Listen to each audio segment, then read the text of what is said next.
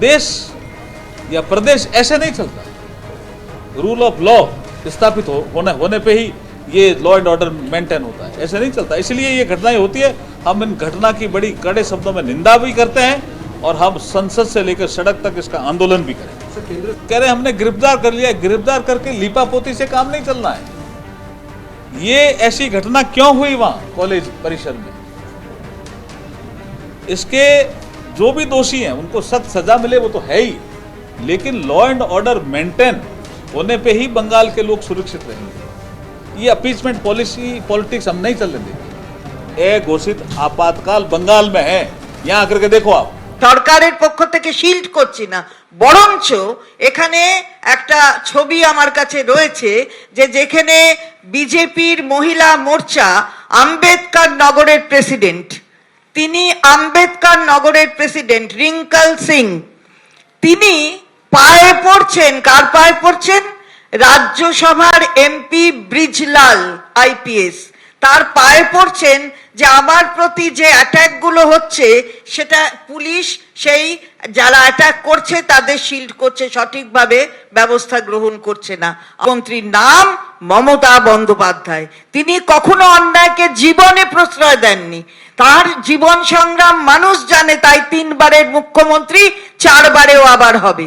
ফের রাজ্যে আসছে বিজেপি টিম। কসবা গণধর্ষণ কাণ্ডে টিম পাঠাচ্ছে বিজেপি। জেপি নাড্ডার নির্দেশে 4 সদস্যের বিজেপির প্রতিনিধি দল তারা আসতে চলেছে এই কলেজের ঘটনার অনুসন্ধানে। ল কলেজের ঘটনাস্থল ঘুরে দেখবেন 4 সদস্যের দল। বিজেপির সর্বভারতীয় সভাপতি জেপি নাড্ডাকে এরপর রিপোর্ট দেবে এই কমিটি। কমিটিতে প্রাক্তন কেন্দ্রীয় মন্ত্রী এবং পুলিশ কর্তা সতপাল সিং থাকছেন বিজেপির এই কমিটিতে। প্রাক্তন কেন্দ্রীয় মন্ত্রী মীনাক্ষী লেখি, সাংসদ বিপ্লব কুমার দেব থাকছেন এবং সাংসদ মনন কুমার মিশ্র, অর্থাৎ 4 সদস্যের বিজেপির টিম, যেটা বিজেপির সর্বভারতীয় সভাপতির নির্দেশে কসবা কাণ্ডের অনুসন্ধানে তারা আসতে চলেছে।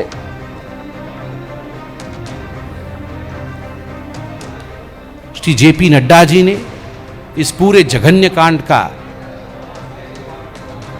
मुआयना किया है और उन्होंने ये सब कुछ देखने के बाद, after taking into consideration that this is an absolute brutal act, उन्होंने एक कमेटी बनाया है और वो कमेटी जो जाके जांच करेगी, ये कमेटी 4 दलीय सदस्यों का है और वो सदस्य है, मैं उनके नाम पढ़ रहा हूँ।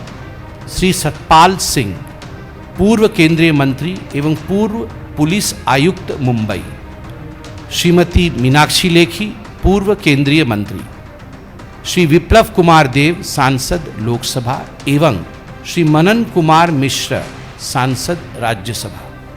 কসবার উপর যদি ফ্যাক্ট ফাইন্ডিং টিম হয়, তো ফ্যাক্ট ফাইন্ডিং টিম আসার আগে তো অ্যাকিউজডরা গ্রেপ্তার হয়ে গেছে, তো ওরা কি করতে আসবেন? রাজনৈতিক পর্যটক বেড়াতে আসছেন? আসলে খবর পেয়েছেন দীঘায় একটা ভালো মন্দির হয়েছে, ওনারা এখানে কালো কাঁচওয়ালা গাড়িতে মন্দিরে জয় জগন্নাথটি করতে যাবেন।